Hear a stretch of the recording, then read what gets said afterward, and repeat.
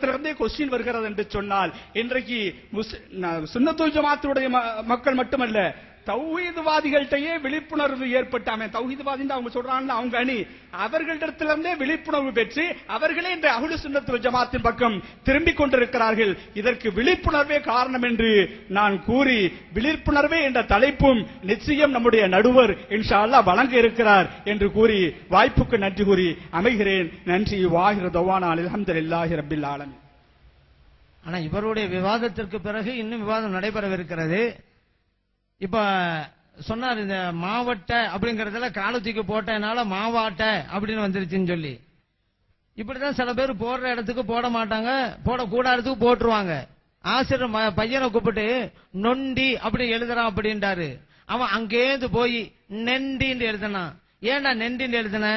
அவன் சொன்னா நொண்டிக்கு தான் கால் இல்லையே சார் அப்படின்னு. அவன் அதனால நெண்டின்னு எழுதினான். அது போல திரும்பி பாக்குற பத்தியும் சொன்னாரு. எக்ஸாம் ஹால்ல பல கூத்து நடக்கும். எக்ஸாம் ஹால்ல ஒருத்தன் தூங்கிக்கிட்டே இருந்தான். சூப்பர்வைசர் போய் கேட்டாரு, ஏன்டா தூங்கிட்டே இருக்கிற அப்படின்னு. இல்ல சார், வீட்டுல இருந்து புறப்படும் போது எங்க அத்தா சொன்னாங்க, கேள்விக்கு பதில் தெரியலன்னு முடிச்சுக்கிட்டு இருக்காது அப்படின்னாங்க. அதான் பண்ண தூங்கிட்டே இருக்கிறான் அப்படின்னா. இப்படி தப்பு தப்பா வழங்குவாங்கன்னு வச்சுக்கிறேங்க. ஆனா ஒரு அழகான ஒரு விஷயம் சொன்னாரு. மாற்று சமயத்து சகோதரர் கூட சுன்னத் ஜமாத்தினர் என்றால் யார் என்பதை புரிந்து வைத்திருக்கிறார்கள். அண்மையில் வந்தது இந்தியா டுடே பத்திரிகையில. அவர்கள் எல்லாம் அமைதியானவர்கள், மனித நேயத்தை மதிக்கக்கூடியவர்கள். அப்படிப்பட்டவர்கள் சுன்னத் ஜமாத்திற்கு மாற்றமானவர்கள் தான் வன்முறை போக்கை கொண்டவர்கள். பாக்குறவங்க பள்ளியாசல பிரச்சனை, தர்கால பிரச்சனை, கபரி இடிக்கிறது, அதை இடிக்கிறது, எல்லாம் பிரச்சனை. ஆனா சுன்னத் ஜமாத்தினர்கள் அடுத்தவருடைய உணர்வை மதிக்கக்கூடியவர்கள். நாம் சொல்லவில்லை, தமிழ் உலக பத்திரிகையில் சொல்லிக் கொண்டிருக்கின்றன.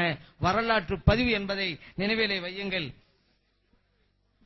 அடுத்ததாக வஹாபிகளின் சுயநலமே என்கிற அணியை சார்ந்த மௌலவி அப்துல் மாலிக் சராஜி ஹலரத் அவர்களை அழைக்கிறேன்.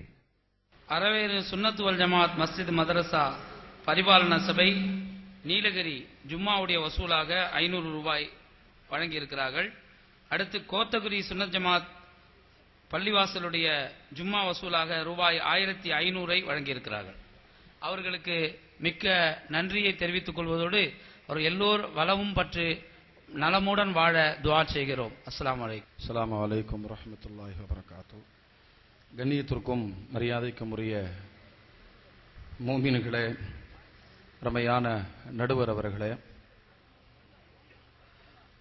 இந்த போலி தௌஹீது ஜமாத் தமிழகத்தில் அடையாளம் காணப்பட்டு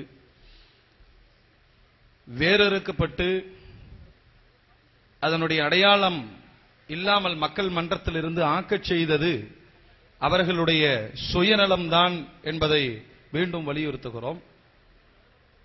தமிழகத்தில் எல்லா மக்களும் ஓரளவுக்கு இறைமறையாம் குர்ஆனை படித்து மேலோட்டமாக உணர்ந்து கொள்ள வேண்டும் என்ற ஒரு அடிப்படையில் மிகப்பெரிய ஜிஹாது உழைப்பிற்கு பிறகு தமிழகத்தில் ஆகா அப்துல் ஹமீத் பாக்கவி ரஹ்மத்துல்லாஹி அலைஹி அன்னவர்கள் தமிழ் தர்ஜுமாவை தந்தார்கள். அந்த மூலத்தை வைத்துக் கொண்டுதான் இன்றைக்கு தமிழகத்தில் பலரும் புது புது தர்ஜுமாக்களை தந்து கொண்டிருக்கிறார்கள்.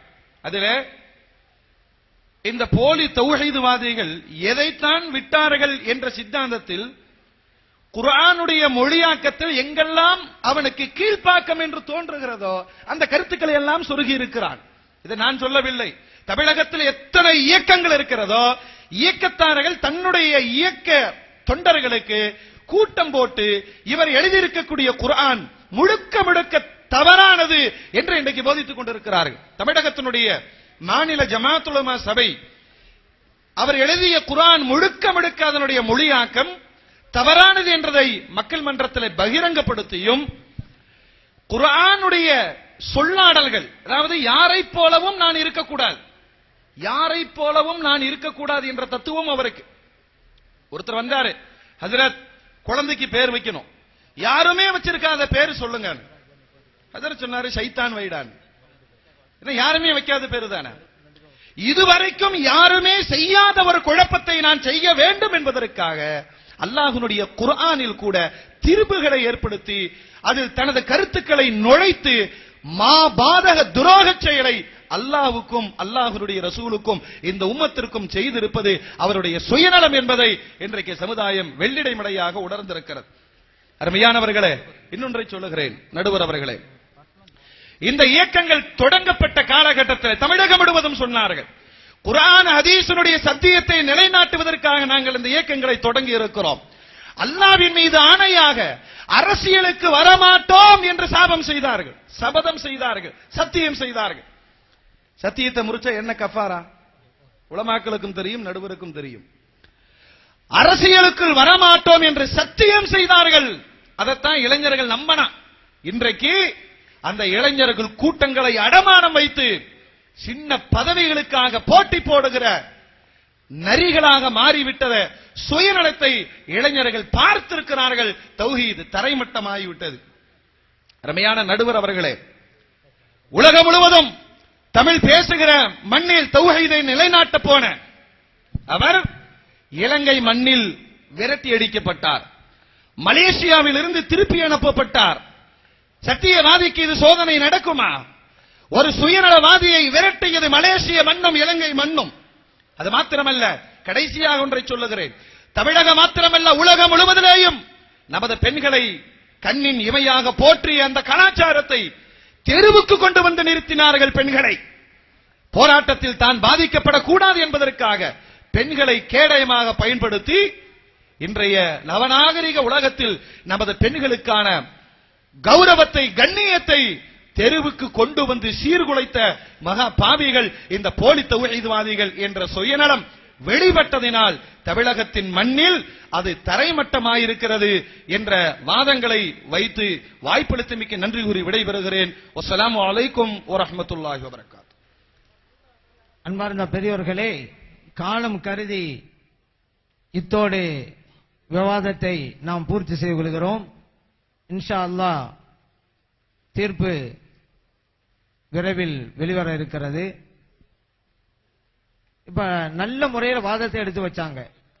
ஆக ஒண்ணு மட்டும் நிச்சயம், வஹாபிசத்தினுடைய முதுகெலும்பு முறிக்கப்பட்டு விட்டது. இந்த கால் நூற்றாண்டு காலத்துல வஹாபிகளுடைய பொய்யான கொள்கைகள் எல்லாம் குழி தோண்டி புதைக்கப்பட்டு விட்டது இந்த தமிழக மண்ணில். அது உண்மை. என்ன காரணம்? சுயநலமா அல்லது பொதுமக்களுடைய விழிப்புணர்வா? அதான் இப்ப பிரச்சனை. சுயநலம் பார்த்தா நிறைய இருக்குதுங்க. இப்ப போராட்டங்கிற பேர்ல பெண்களை ரோட்டுக்கு வர சொன்னாங்க. அது மட்டும் இல்ல, குழந்தைகளோடு வாருங்கள். என்ன தெரியுமில்ல, போலீஸுடைய நடவடிக்கையிலிருந்து தங்களை பாதுகாத்துக் கொள்ளணும். பெண்கள் குழந்தைகள் இருந்தாக்கா போலீஸ் நடவடிக்கை அமைதியா இருக்கும். ஏன்னா அது ஒரு பிரச்சனை ஆயிரும்ல. அதனாலயே இல்லாட்டி என் குழந்தைகளை தூக்கிட்டு வாங்கன்னு ஏன் சொல்லணும்? இதுக்கு வேற ஒரு ஆதாரம். நபிகள் ஸல்லல்லாஹு அலைஹி வஸல்லம் அவங்க காலத்துல பெண்கள் ஜிஹாதுக்கு போகலையா? எதுக்கு போனாங்க? சண்டை போட போனாங்க. ஒரு ஹதீஸ் காமிக்க முடியுமா? மருத்துவம் செய்வதற்காக போனாங்க, புகாரிலே பதிவு செய்யப்பட்டிருக்கு. சமைத்து கொடுப்பதற்காக போனாங்க, புகாரில் பதிவு செய்யப்பட்டிருக்கிறது. தண்ணீர் எடுத்து கொடுப்பதற்காக போனாங்க பெண்கள், புகாரில் பதிவு செய்யப்பட்டிருக்கு. பெண்கள் ஏன் போனாங்க இருக்குது ஹதீஸ்ல. ஆனா இவங்க சண்டை போனாங்க அப்படிங்கிற தவறாக பிரச்சாரம் பண்ணி தங்களுடைய சுயநலத்திற்காக கண்ணியமாக வாழ்ந்த பெண்களை எல்லாம் ரோட்டுக்கு இழுத்தார்கள். இந்த சுயநலம் காரணம். மக்களை பார்த்தாங்க, அதனால இவங்க விட்டு விலகி போனாங்க. அடுத்து பள்ளிவாசலையும் பூட்டுறதுக்கு கூட இவங்க தேங்க மாட்டேங்கிறாங்க. நான் உயர்ந்தாளா அவர் வந்தாளா, எங்க அமைப்பு பெருசா அந்த அமைப்பு பெருசா, பள்ளிவாசல் பூட்டப்பட்டாலும் பரவாயில்லை, இஸ்லாத்திற்காக